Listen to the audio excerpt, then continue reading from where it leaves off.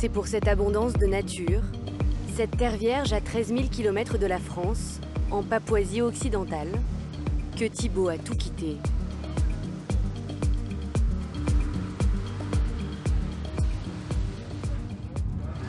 C'est fou quand même que dans un endroit comme aussi beau que celui-là, on arrive encore à être tout seul. Voilà, on est le seul bateau. Ouais. C'est génial. C'est encore méconnu, c'est encore trop retiré. Donc c'est vraiment les aventuriers, les gens qui ont vraiment envie de venir qui viennent. Ce Lyonnais vit aujourd'hui dans ce qui ressemble au paradis. Il a découvert cet archipel indonésien lors d'un voyage il y a 6 ans. Il était alors en vacances. Et oui. Première fois que j'ai vu ça, je me suis dit c'est le plus bel endroit que j'ai jamais vu au monde. Je suis déjà allé aux Philippines à El Nido, j'ai fait Koh Phi Phi, mais unbeatable. Franchement, il n'y a pas mieux. J'ai la même réaction qu'il y a 6 ans. La surprise en moins, mais c'est magnifique. C'est magnifique, c'est le paradis. Ouais. Mm.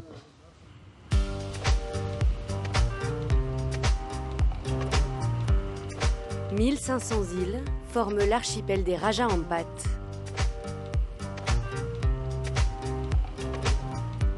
Une jungle éparpillée sur une mer au confluent du Pacifique et de l'océan Indien.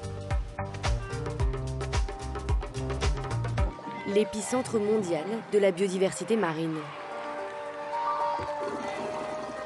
Sur l'équivalent du 10e de la superficie de la France, 75% des espèces de coraux de la planète.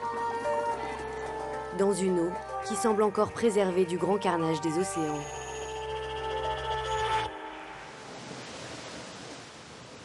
Des îles perdues encore méconnues des touristes, où l'on mène une vie de Robinson. Sur l'île de Cry, Thibaut, 36 ans, s'est installé avec sa compagnie américaine Kerry. Ils ont investi 50 000 € pour ouvrir un centre de plongée, juste à côté d'une pension de famille tenue par des papous.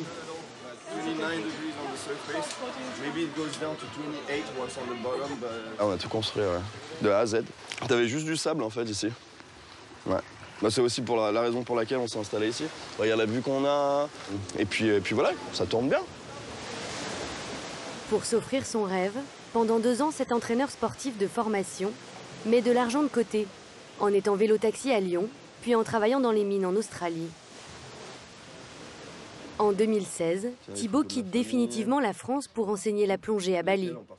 Kerry, alors en vacances, est l'une de ses élèves. Je suis rentrée dans un centre qui m'a dit d'aller sur la plage et que le prof m'attendait. Et là, c'était lui. J'ai fait mes premiers cours avec lui, on a passé la semaine ensemble. Je suis tombée amoureuse immédiatement, dans les premières heures. Tu as le pouvoir de l'instructeur de plongée. Est-ce que ça aurait été le cas si tu m'avais rencontré sur mon tricycle à Lyon à faire du vélo-taxi? Peut-être pas. Sur mon tracteur. Depuis 2 ans, ils ont posé leurs valises sur cette île coupée du monde, sans route ni voiture, avec la plage comme seul horizon. Comme les quelques papous qui vivent ici, ils dorment dans un bungalow, sans porte ni salle de bain. Bah, ma salle de bain, je la partage avec tout le monde. C'est fait en feuilles de... Ouais, en feuilles, quoi. Ouais, de palmier. Je peux vous montrer, hein, si vous voulez. T'as de l'eau, puis t'as une coupelle ou une scoop comme ça, là. Et puis tu te verses de l'eau dessus. Alors, ouais, ils ont eu du goût, ils ont mis une petite planche en bois, comme ça tu te salis pas les pieds quand tu douches. Bon, les miens sont déjà sales, mais regarde, tu peux te rincer les pieds, c'est sympa. Grâce aux touristes qui viennent se perdre ici, Thibaut et Kerry peuvent réaliser jusqu'à 20 000 € de chiffre d'affaires par mois. Aujourd'hui, ils parlent parfaitement l'indonésien et ils ont appris à aimer le poisson. Bonjour, ces poissons sont réservés pour l'hôtel, c'est bien ça? Est-ce que je peux aller les choisir dans le bateau? Il ne reste que ça. On ne sait pas toujours quand il va passer sur l'île, mais dès qu'il a quelque chose à vendre à l'hôtel, il vient. Et c'est super pour nous, aussi pour lui. Pour tout le reste, l'île ne dispose d'aucune épicerie, ni même de culture ou d'élevage. Est-ce qu'il y a des choses spéciales dont vous avez besoin pour la cuisine? Car personne ne m'a fait de liste aujourd'hui.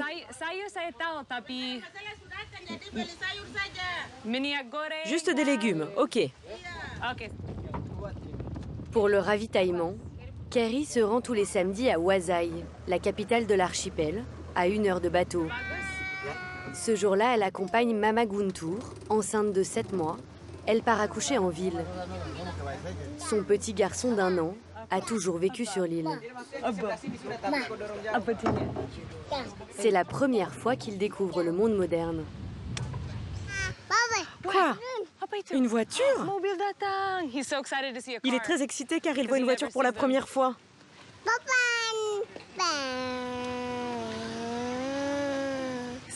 Il fait le bruit du moteur. Il appelle le chauffeur. Wow.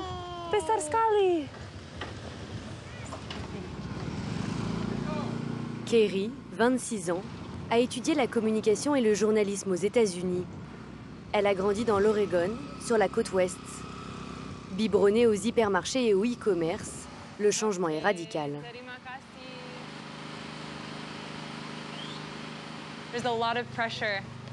J'ai une grosse pression sur les épaules. Je ne dois rien oublier, car après je ne reviens pas ici avant 1 semaine. Et surtout l'essentiel, le chocolat.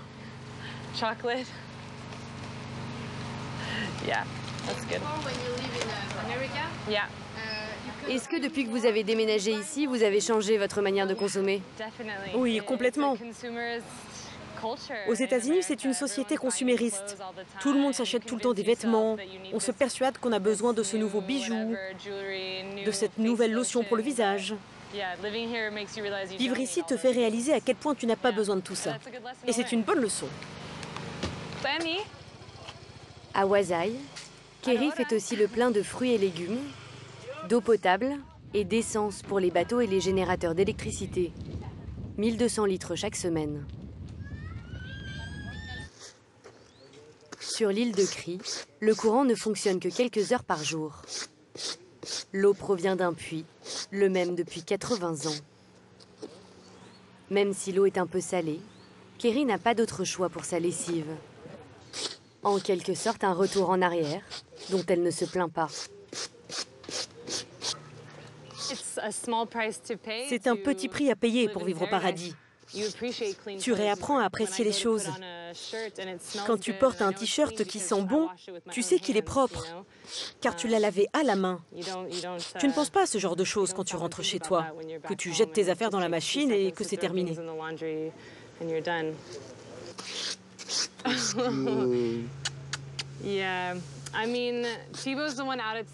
Thibaut est tout le temps sur la mer en train de plonger pendant la journée. Donc c'est moi qui lave le linge, qui nettoie la chambre. C'est assez drôle car je suis vraiment féministe. Mais là, d'une certaine manière,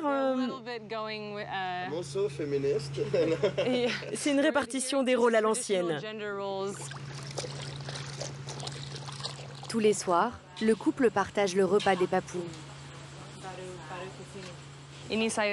Ce sont mes légumes préférés. Ah, c'est bon. Je peux utiliser mon doigt pour voir si c'est assez salé? Oui, c'est bien. C'est bon? C'est quoi exactement ce que tu as préparé? Ce sont des haricots verts avec du tempeh. Ah, ok. J'ai déjà ramené du saucisson, du fromage, mais ils aiment pas ça. Le fromage, ils sont comme ça quand ils mangent du fromage. Ils disent que ça pue et ça leur fait relever le cœur. Le saucisson, ils aiment bien. Thibaut et Kerry ont été adoptés par cette famille papou, qui a accepté de leur louer un emplacement pour leur club de plongée. Ce sont 4 frères, tous anciens pêcheurs. Bon appétit! Papa Ryan a abandonné son bateau il y a 5 ans pour ouvrir un petit hôtel. Thibaut et Kerry aident pour l'accueil des touristes en anglais.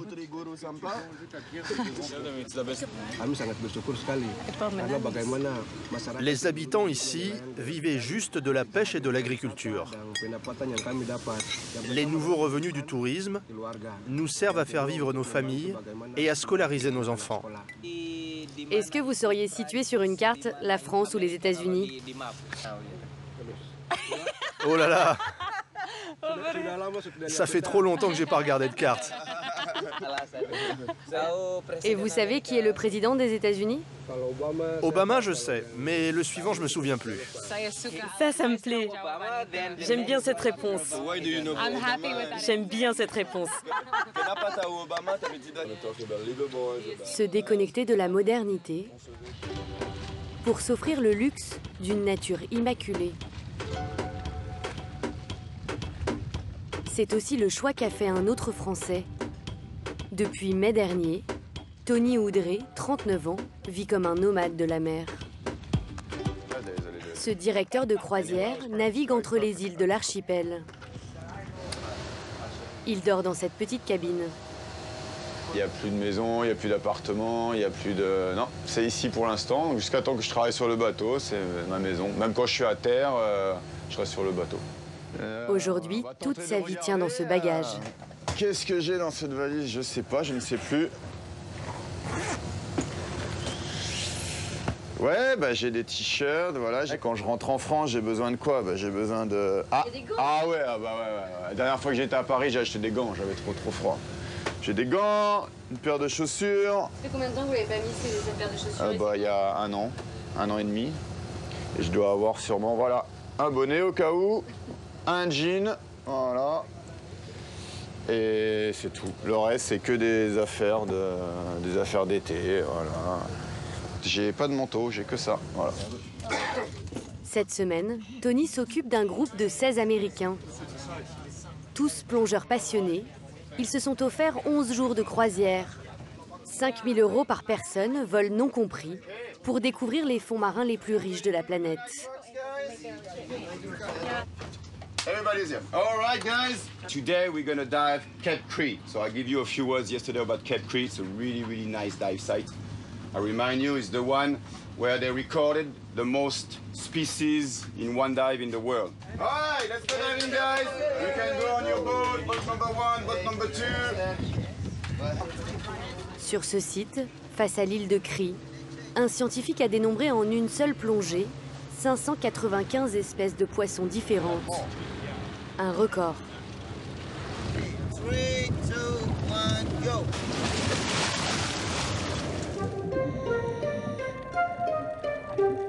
L'archipel des Raja Ampat est situé à l'épicentre du triangle de corail, le jardin d'Éden sous-marin de la planète.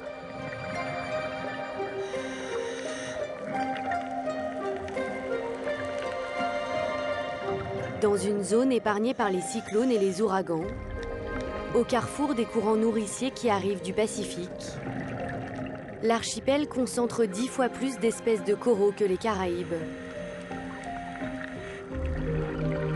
On y dénombre 1427 espèces de poissons.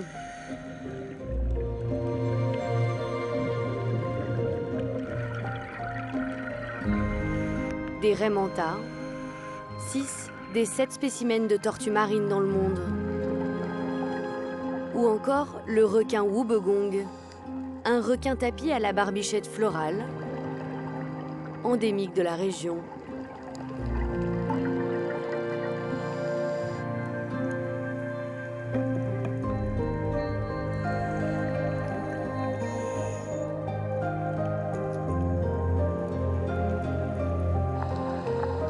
Les scientifiques surnomment ces fonds l'Amazonie des mers.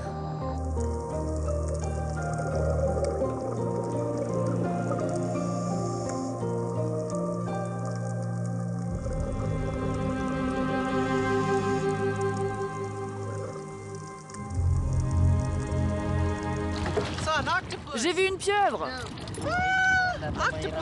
Une pieuvre! Kim a déjà plongé plus de 1000 fois, aux Philippines, aux îles Salomon ou encore aux Fidji. Cette habitante du Montana rêvait de venir ici depuis 4 ans. Les gens disent que c'est le plus bel endroit du monde pour plonger. Eh bien, vous comprenez pourquoi quand vous venez ici. Il y a tellement de poissons partout. Tellement. Tony enseigne la plongée depuis 4 ans. Plus jeune, il avait la phobie de la mer. Lors d'un voyage en Thaïlande à 30 ans, il ose mettre la tête sous l'eau pour la première fois. À cette époque-là, Tony vendait des piscines à Montpellier. En CDI, il gagnait plus de 3 000 € par mois. Ça, c'est mon ancienne boîte. Je crois que c'est l'une des dernières années où j'étais responsable commercial. Moi, je suis là. Je gérais une équipe de 9 personnes, un chiffre d'affaires de 6 millions d'euros. J'avais un appartement à Montpellier, une voiture de fonction, je faisais mes courses comme tout le monde, j'occupais mes week-ends comme tout le monde. Une vie normale. Qu'est-ce qui a fondamentalement changé entre cette vie-là et votre vie d'aujourd'hui? Le cadre de vie déjà a changé, voilà, ça c'est ma vie de bureau. C'est pas celle que j'ai là-bas quand j'étais à l'époque à Pout Technologies. La liberté aussi, puisqu'au final, là, c'est moi qui choisis un peu la voie que je souhaite prendre.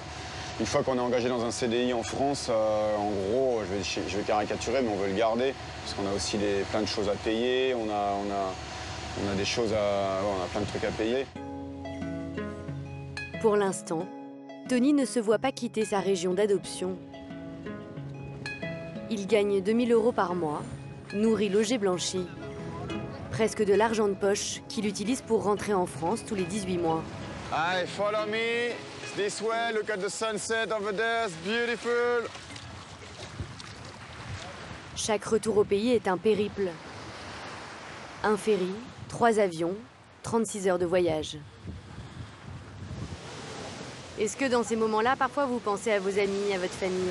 J'ai eu des périodes où je me suis dit, les amis me manquent, ou ça me manque, mais en ce moment, non. En ce moment, ça va très bien. Génial! C'est mon nouveau mot. C'est mon nouveau mot pour les Raja Ampat. Is it? Oui, tout est génial. Ouais, that's why I'm here. Peut-être que dans 10 ans, 20 ans, ce ne sera pas comme ça, donc faut en profiter tant qu'on peut, quoi.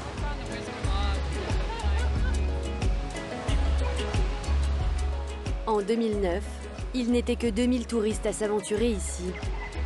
Aujourd'hui, ils sont 20 fois plus.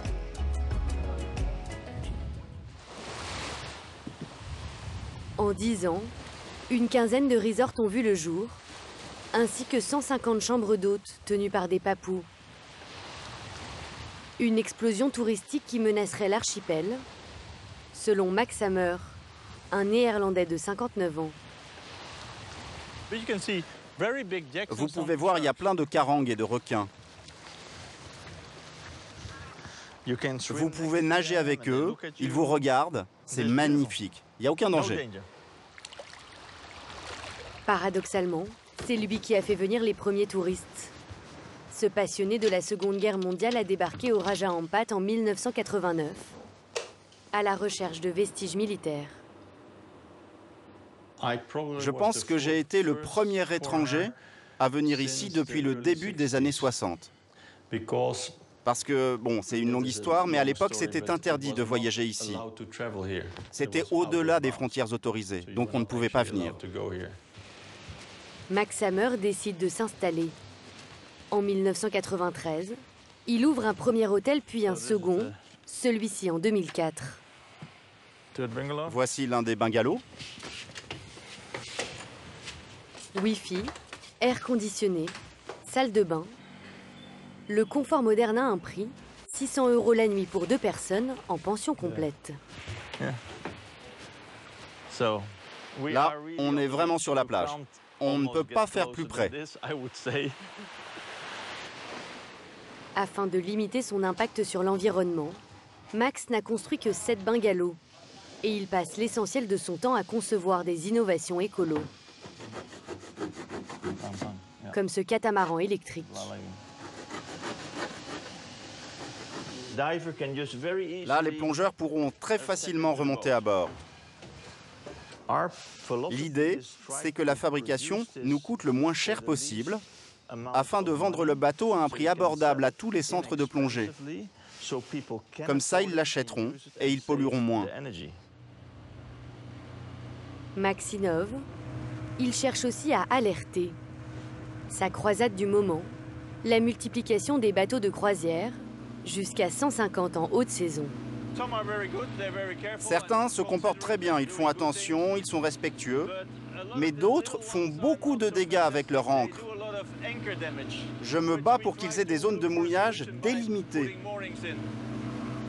Les ravages sur le corail seraient considérables. Max en a fait la démonstration au gouverneur des Raja Ampat. D'une manière fracassante.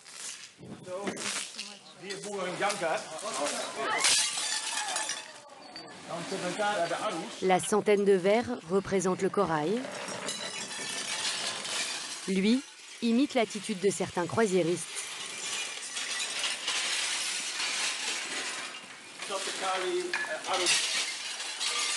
Pour le moment, il n'a pas eu gain de cause.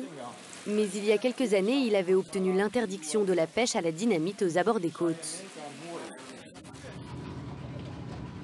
Pour se faire entendre, Max n'hésite pas à faire venir des scientifiques.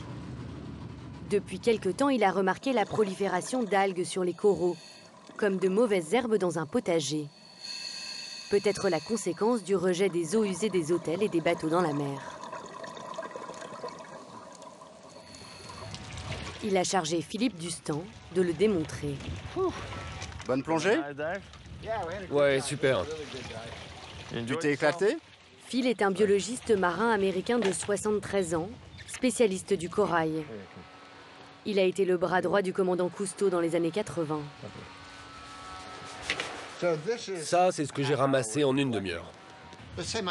Imaginez, ma main est un corail. Les algues commencent à pousser dessus. Alors je suis un corail. Je n'ai plus la lumière du soleil, je ne peux pas me nourrir et je suis étouffé, donc je meurs. Ce qui se passe, c'est que les coraux sont l'élément structurel de la mer, comme les arbres dans une forêt. Si tu retires les arbres, il n'y aura plus d'oiseaux. Eh bien, les poissons sont les oiseaux et les coraux les arbres. Max, ce n'est pas paradoxal de faire venir des touristes et en même temps de vouloir protéger l'endroit? Non, si on n'était pas là, ce serait pire. Quand on est arrivé, les locaux pêchaient ici avec du cyanure et des bombes. Ils vendaient des ailerons de requins. Tout ça, c'est terminé. Les gens d'ici préfèrent la situation actuelle. Ils sont heureux de voir des étrangers arriver, fiers de leur région, et ils ont un sens de l'écologie aujourd'hui. Phil étudie les fonds marins depuis 1970. Il a déjà constaté la dégradation des coraux en Floride, à Bali ou en Jamaïque. Ça, c'était le récif considéré comme le plus riche de toute la côte Caraïbe. C'est en 1972. Regardez ce corail-là. Là, on est en 2013. Et c'est exactement le même corail. Ce que j'ai vu tout au long de ma vie me donne la conviction que c'est ça qui risque d'arriver ici. C'est pour ça que je suis là. Encore relativement préservés, les Raja Ampat seraient le dernier bastion à sauver pour les scientifiques. Certains ont décidé d'y consacrer tout leur temps, bénévolement. C'est le cas d'Arnaud Brival, un Français originaire de la Côte d'Azur, diplômé d'un master de gestion environnementale.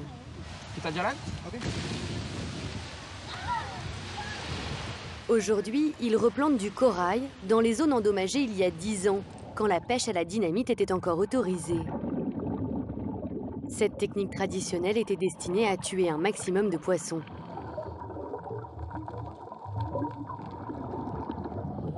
Arnaud, avec l'aide d'Eddie, un ranger du parc marin, attache des fragments de corail sur des structures métalliques, comme des boutures.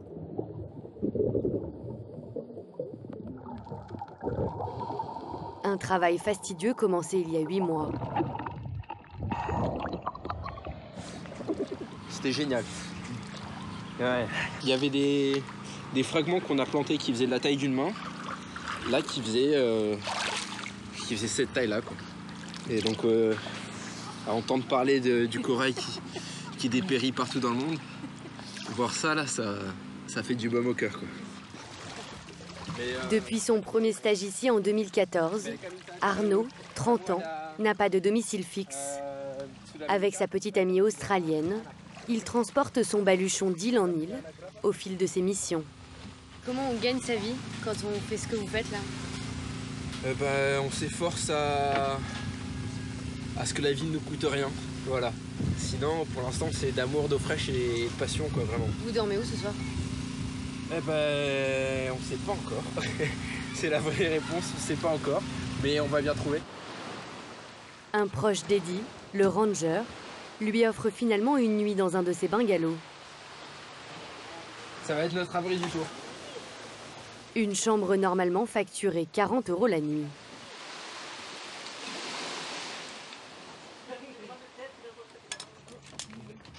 En attendant d'obtenir un visa de travail et d'être embauché pour ses missions, ce nomade écolo compte sur la débrouille et le réseau français de l'archipel.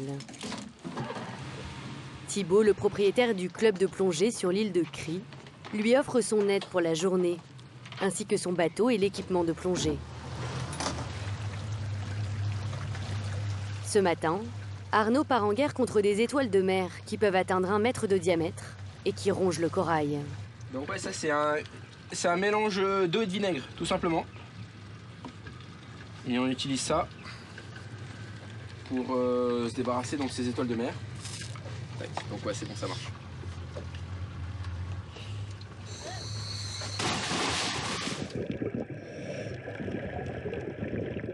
Arnaud tue ces monstres marins en leur injectant du vinaigre dans l'estomac. Ces étoiles dévorent 1 mètre carré de récif par semaine. Depuis 2 ans, elles prolifèrent anormalement dans la région. Le réchauffement de la mer et le rejet des eaux usées seraient en cause. Je vous en ai remonté une pour que vous voyez un peu à quoi ça ressemble. Faites attention de ne pas vous piquer. Ça, c'est pour l'humain, c'est piquant aussi, ça, ou pas? Enfin, c'est, Ouais, c'est pour ça qu'il faut faire super attention. Il y a un peu de poison dans des conditions tropicales. Comme ici, ça s'infecte très vite. Il faut faire très attention parce que... Voilà. Combien vous en avez tué alors? Je pense qu'à nous tous, on a eu plus d'une 50aine. Dans la Grande Barrière de Corail, par exemple, en Australie, c'est ces bestioles-là qui sont responsables d'une grande partie de la dégradation de la Grande Barrière de Corail, dont beaucoup de gens ont entendu parler. Chaque étoile de mer, elle peut produire 50 à 60 millions d'œufs par saison. Et si les dizaines ou les centaines qu'on a ici produisent chacune leurs 60 millions d'œufs, dans une ou 2 saisons, ça peut devenir un problème beaucoup plus important à rager en pâte. L'essor du tourisme menace la pureté des mers, mais aussi celle des terres.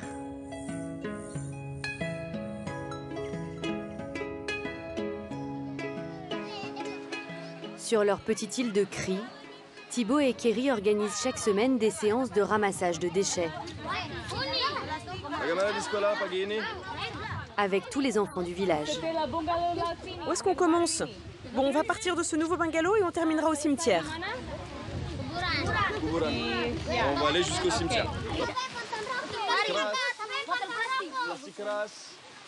Di sini ada gelas. Siapa yang peduli gelas?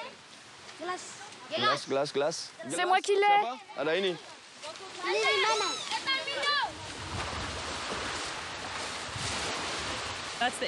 Ça, ce sont les conséquences directes du tourisme.